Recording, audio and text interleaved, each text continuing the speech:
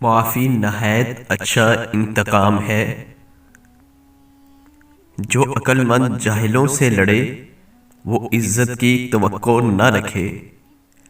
والدین کا کام بچوں کو دولت دینا نہیں، ان کو ایسی تربیت دینا ہے جو انہیں اوروں کی عزت اور احترام کرنا سکھائے۔